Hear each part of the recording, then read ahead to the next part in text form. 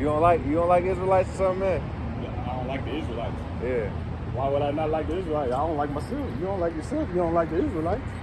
I was just asking, man. I heard you talk, you know. No, I said that's for me because I think he thought I was like mugging him, and then because I was looking at the. I said, then he was like, "What's up?" I said, "What's up?" And I was like, letting him know I'm greeting him. And then I said I was letting him know what I was looking at. I said I was checking out that mean ass robe with the tassels at the bottom of it. Okay. And then he said they probably talking about God or something. I said, yeah, they Hebrew Israelites. I was like, yeah, of course, they out there talking about God all day. Yeah, man, it's crazy you said that because the brother, he walked by, giving us an evil eye. Yeah. That's one of the main curses that the Lord put on us, man. We just had that conversation. Yeah. So, I mean, how you hear about the Israelites, if you don't mind me asking? I don't remember the original, like when I was introduced to it, I used to just always hear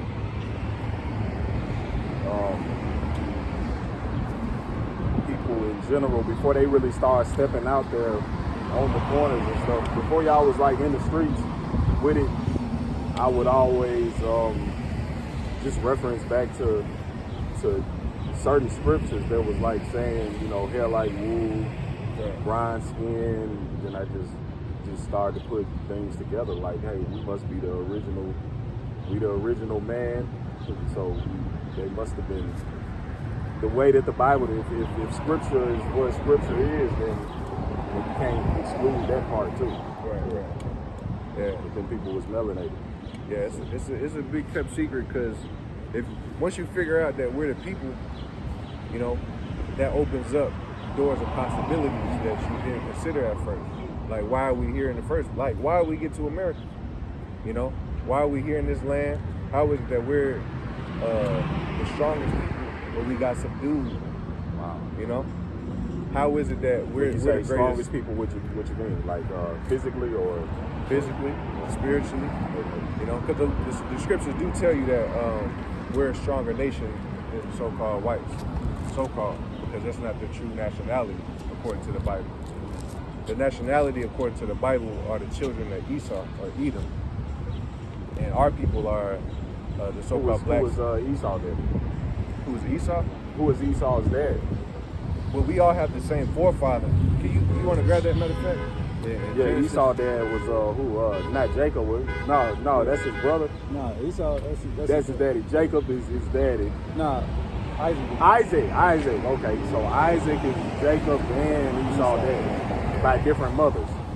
No, it's the same mother. The same mother. Genesis 25 and 21. And you want to grab it? Yeah. Okay. Yeah, Genesis 25 and 21. Just for edification's sake. That's real. This is Genesis 25, verse 21, and it reads, "And Isaac entreated the Lord Yahweh," because that's the real name of the Lord. I said the Lord and his wife, because she was barren, and the Lord Yahweh was entreated of him, and Rebekah his wife conceived. So his wife was barren; she couldn't have children. And then, so they was twins.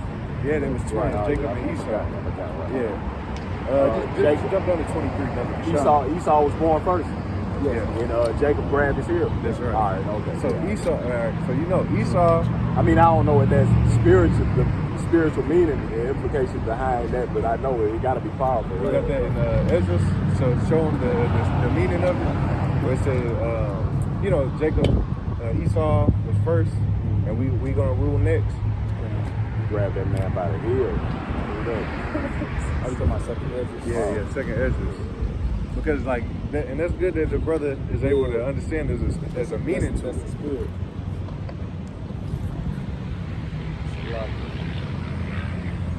This is a new apocrypha. And this right here was taken out of the Bible right here. Right. All day. Yeah, I know what's up. So this is second Esdras chapter 6, verse 9, and it reads. Let me start it. Yeah, I'm about to say it. Yeah. This is second Esdras chapter 6, verse 8. And he said unto me, from Abraham unto Isaac, when Jacob and Esau were born of him, Jacob's hand held first the heel of Esau. So that goes back to Genesis 25. For Esau is the end of the world, So this world is Esau. He rules over this. And Jacob is the beginning of it, the follower. So we're next. That's why you'll see a lot of Hebrew Israelites say that we're next, meaning rulership. So we don't get in all the captivities. We go to Daniel and show that captivity is going on from the beginning to the right. Isaiah 14 about the trap. So how is Esau being correlated to like European nations in a sense? How did we get that understanding? Like what's the scriptural reference point for? Shoot, there's plenty. The Lord basically, what happened was, Hold on, Paul. Because I see where it talk about Jesus to give that description, and then I'm like, okay, bronze out the oven. Bronze already, my complexion. Then it coming out the oven, so they gotta be, dark. So I got hair like wool. That's something that I have a reference point to as far as scripture. Okay. So that's why I got you. We're gonna go back to Genesis real quick. Genesis chapter 25 and 23. And Yahweh said unto her, 2 nations are in thy womb, and 2 manner of peoples shall be separated from thy bowels. And the one people shall be stronger than the other, and the elder shall serve the younger. So Esau came out first. Before he was even born, it said that Esau would have to serve us, all right, which is the younger. And it says, and when her days to be delivered were fulfilled, behold, there were twins in her womb, and the first came out red all over like a hairy garment, and they called his name Esau. Now, they say white, right? White people, but white is a social construct, right? You see, like their shoes is white, but are they white? Right. What happened? Like in the South, what do we call them, man? Well, I call them Caucasian, but let me think of. There's a term they're called rednecks. You see, because when the heat hit them, they show they turn red. When they get angry, they turn red. You see, when they cry, they turn red. That's what I said. Look, and the first came out red all over like a hairy garment, and that's them. That's their trademark. But if we say, I'm just trying to look in context to who ruled first. Historically, it seemed like we was the ones to rule, even though right now it looked like the Caucasians is in control, government systems and structures that's systemically in place. But it would seem like we rule first. But Esau is the one who while I'm trying to study, I always keep reading the scripture over to. So he said, okay, the younger will serve the elder. The eldest shall serve the younger. The eldest will serve the younger. Right. So Esau's gonna have to serve Jacob eventually. That's why, if you don't mind, real quick, brother, can you read that? The older will serve the younger. Yeah, read that again. Read that one again that we just read. My bad. Let me grab this for him, and then we'll grab that. Genesis chapter 25 and verse 23. And the Lord Yahweh said unto her, 2 nations are in thy womb, and 2 manner of people shall be separated from thy bowels. And the one shall be stronger than the other people, and the elder shall serve the younger. And when her days to be delivered were fulfilled, behold, there were twins in her womb, and the first came out red. So the elder shall serve the younger. The first that came out was Esau. Right. And the first came out red all over like a hairy garment, and they called his name Esau.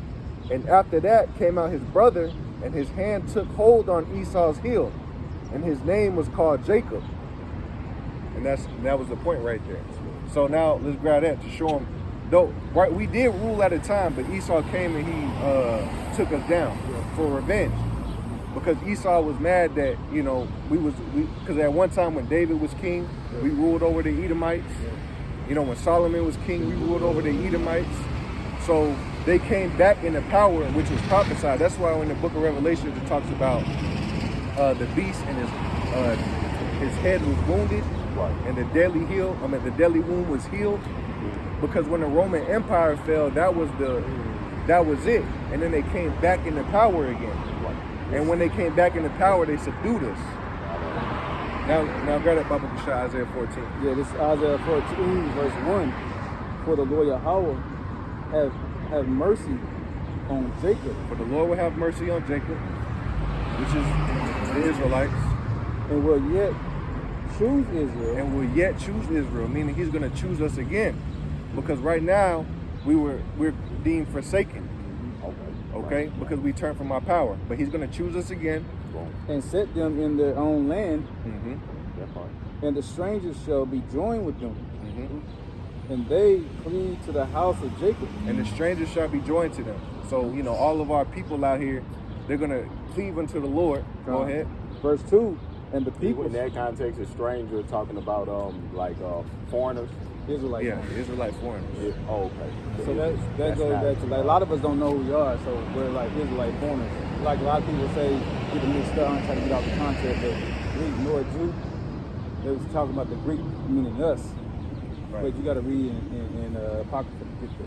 Yes, because like right now, our people, if I go and ask somebody, they'll say, oh, I'm black, I'm Mexican, or I'm an African American, or they just call themselves an American. That's them being a stranger because they was alienated from them their true heritage, which is an Israelite. You just an Israelite in America, but you took on the way of the heathen. Oh, so that's not talking about people out of every other nation being joined and engrafted in. Like, why does it say every other nation? It's because we were scattered to all nations. If you go to Deuteronomy 28, that was the curse. The Lord said, "Let's just grab it. We out here to teach."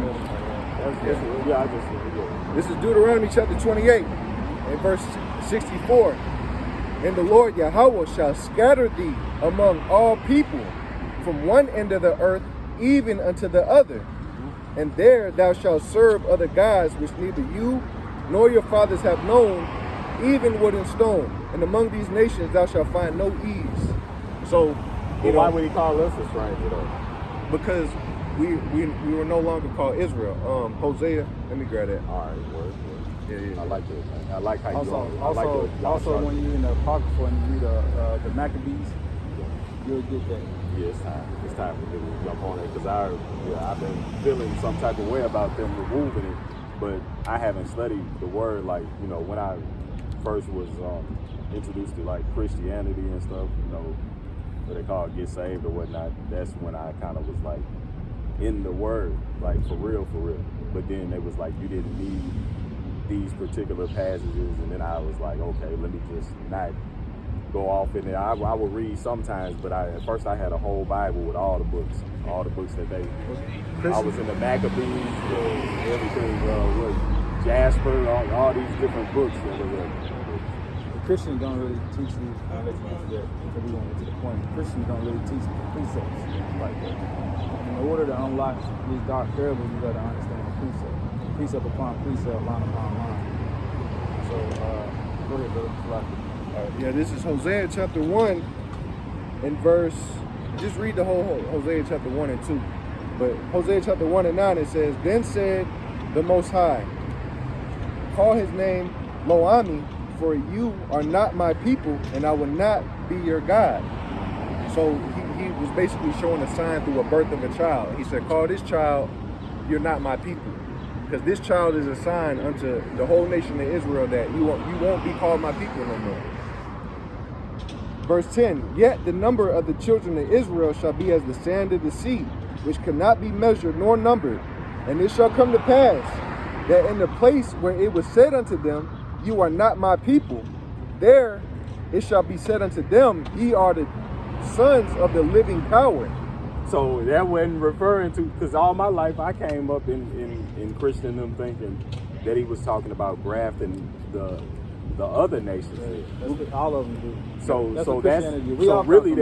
really what that was really saying, according to how y'all interpreting it, is that his people, which were not a people, like with the Lo-Ami verse where he was like, because I'm not Israel, like basically I ain't putting y'all up for adoption, but y'all not, cast his people away. But in that same place where he said, y'all not my people, then he gonna call his people that were his people, the original people. That's so that's referring to the original people. Okay. Grab Romans 9. Yeah, I gotta look into that. I have to, because Romans I don't 9:24. just take anything for, like just hearing it. I gotta go look over that. Because especially I've been reading. That's deep. Because I was gonna go. That's deep. I ain't heard it. We gonna read it. Yeah. Romans 9:24. This is Romans chapter 9, verse 24.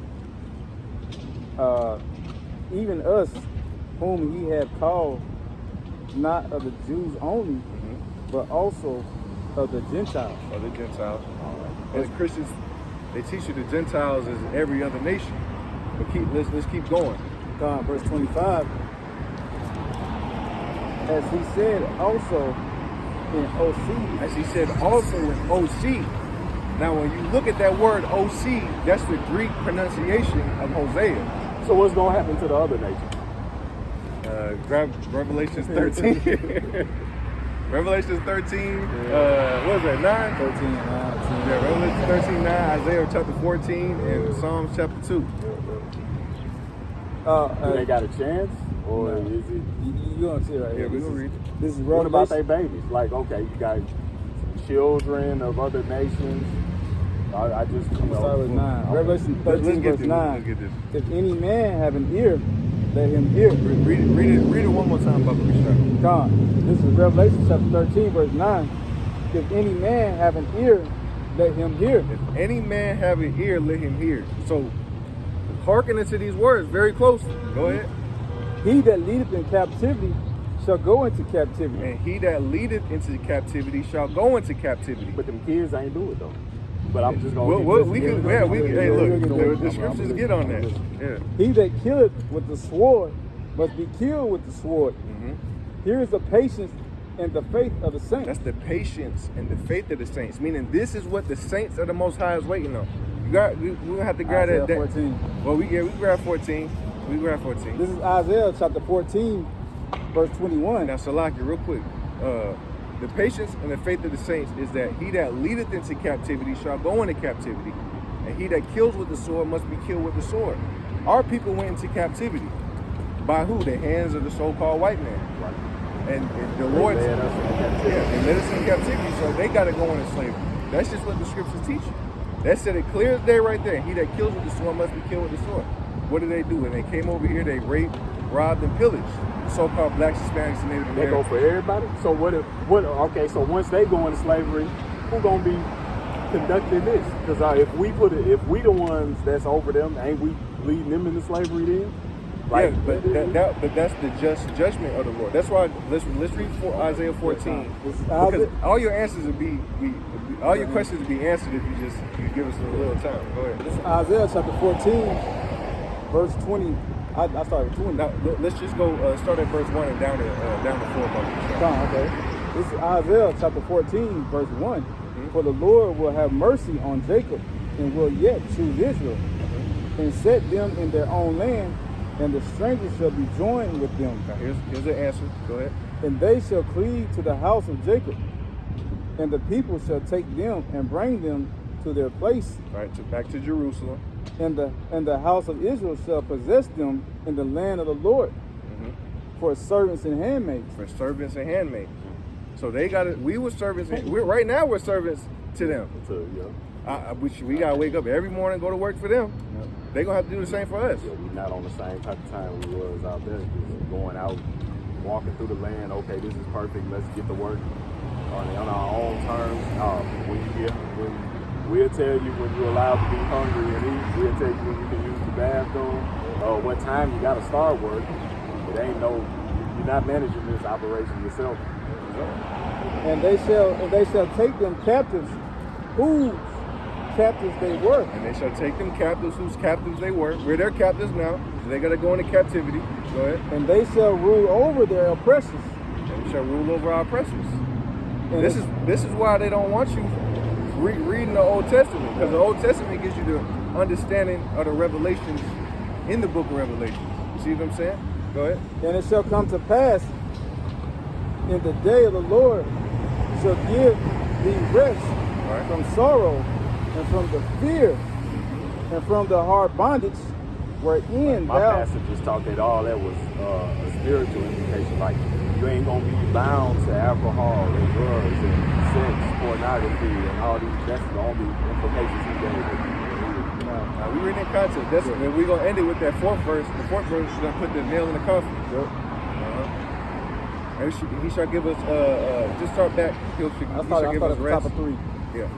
And it shall come to pass in the day of the Lord shall give thee rest from the sorrow, from the fear, and from the hard bondage, wherein thou wasn't made to serve. Right. So he's going to give us rest from the hard bondage that we had to serve here.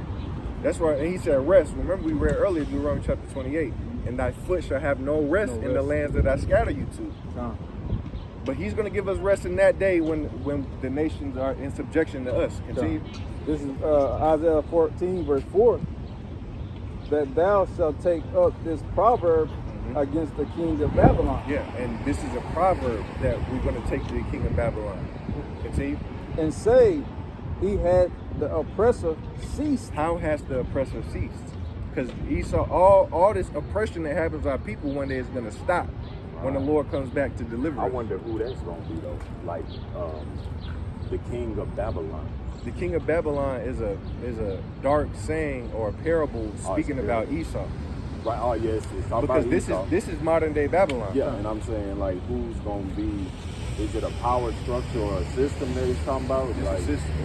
Or it's not a person. It's not one. Yeah, it's not, and that's the thing too. In Christianity, they teach you about the Antichrist. There's one evil man. No, Esau is the son of perdition. His whole system that he set up is to keep our people in captivity. Rather it be from the least of them all the way to the greatest. It's going to be the what's that? The Roman Catholic power structure branching off. Okay,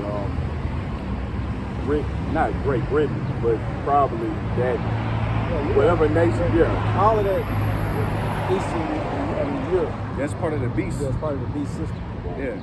You can read that in Revelation also, but you got to have an eye to see and ear to hear. Yeah, because you got the beast, and then you got the great whore that sits upon the beast. America is the whore, and then all the other European nations are part of that beast system.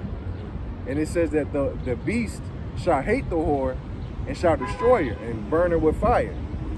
So that's what's coming. That's why you see all these nations right now, they're gathering together to cause war, and they're all going to destroy America. That's according to the Bible. Or is the beast going to destroy the whore? Yeah, let's grab that out. Oh, okay. Wow. What's that? Revelations chapter 17. Not the other way around. The beast going to destroy the whore. Yeah, Revelation 17:16. About the shot. She's going to get ate up by her own. This is Revelation chapter 17, verse 16. And the 10 horns which thou sawest upon the beast, these shall hate the whore, and shall make her desolate and naked, and shall eat her flesh, and burn her with fire. Which is the nuclear missiles, man. All right, wow, that's the first thing that came to mind. Now let's just grab it. Isaiah 13. Shall be shaken. Yeah. And that translation in the Hebrew is the powers of uranium. I'm gonna finish off that for real quick. How hath the oppressor ceased, the golden city ceased. Right, the golden city, Babylon. 13. We jump to the phone. So do y'all want white people to be in slavery? Yeah, I want servants, man. I want servants. But, you know, a lot of our people, man, sometimes they take it, we got, what's that, Stockholm syndrome. You know, we got Stockholm syndrome. So a lot of times, like, well, what about them? It's like, man, they don't worry about that with us. And the Lord said it's a just thing for him to do. Because he used them to punish us, but they took it to a whole nother level that the Lord didn't even want them to, man. You know, they was throwing us to alligators. Right now, and you can see the condition of our people out here. So they're going to have to go into slavery, man. And it's a just thing in the eyes of the Lord. So where it say, servants obey your masters, what about, and then it said masters, what did it say for the masters? Because I never read that. I mean, I never remember that. It say servants obey your masters, and masters do something to you. I know what you're talking about. You basically hit it on the head. Yeah, we was thinking about that. You want? I'll bring it out. Because remember we were talking to Esau the other week. Yeah. We brought that scripture up. The so-called white man came up and we was explaining this to him. He was like, I wish I could rewind it and go back. Dang. Yeah, but matter of fact, what was that? Isaiah chapter 14, 22? Yeah, I'm gonna get that real quick. That's why I wanted to bring it out a few minutes ago. This is Isaiah chapter 14, verse 21. Prepare slaughter, because you said a few minutes ago, what about them? So listen to this, brother. Prepare slaughter for his children, for the iniquities of their fathers. Yeah. So when you asked the question a while ago, it wasn't them. I'm gonna read it one more time. Prepare slaughter for his children, for the iniquities of their fathers. So you're paying for what your fathers did. So when they say prepare slaughter, like mass killing, genocide, it'd be a holocaust, a great burning. That's what the Lord is gonna do. Yep. That sounds like sound brutal. Yeah. But see, people forget. Hey, the Lord who's gonna execute this slaughter? The Lord will. Who is me? So if black people was in power, and then you felt that unction, you would go and kill a white child? Yeah, because this is going to be the spirit of the Lord. The scripture said the Lord, what is that? The Lord will give you the spirit to do his will. Now, you got to ask, because back in the days when the Lord would tell the Israelites, he was sending Israelites into certain lands because they was committing abominations. Right. They was doing child sacrifice, which happens now. They was doing witchcraft, sorcery, and all these things. And he'd be like, go into this land, and he said, kill everybody. Yeah. Well, the Lord is his name in the ancient days. This is one way I kind of try to look at it, because, I right now, I really don't acclimate just yet to that, and believe. I don't know what to believe. I'm just gonna have to pray. Y'all pray that that the truth, and Let me get this for you real quick. Let me read this to you real quick. Please. This is Psalm chapter 137, verse 7. It says, "Remember, O Lord, the children of Edom." Right. So-called white man. In the day of Jerusalem, who said, "Raise it, raise it." In the day of Jerusalem, when he said, "Raise it, raise it." In 70 AD, they raised Jerusalem. Right now, that was our kingdom, and it was raised from its foundations. Go ahead. Even the foundation thereof, O daughter of Babylon. Daughter of Babylon, showing you this is talking about a future prophecy that Esau is going to be the daughter of Babylon. Okay. Who ought to be destroyed? Happy shall he be that rewarded thee as thou hast served us. Yeah, and we're going to be happy to repay them how they paid us with their vengeance. Right? Go ahead. And here's the point. Happy shall he be that taketh this. Happy shall he be that taketh and dash the little ones against the stone. What is that? Like they did us, bro. Like they did us. It's a righteous thing for the Lord to pay vengeance to those who So on one note, I'm thinking when the Lord has instructed murder. On one note, I'm thinking that don't sound. There's a difference between murder. I want to call it murder. Okay, when the Lord instructed. There's murder. There's murder, which is unjustified killing, right? Like if I was jealous of you, and I killed you out of jealousy, that's murder. You see? But when the Lord decrees that somebody is put to death, that's a justified thing. When you commit adultery, you take another man's wife, all right? In the eyes of the law, that's a justified kill.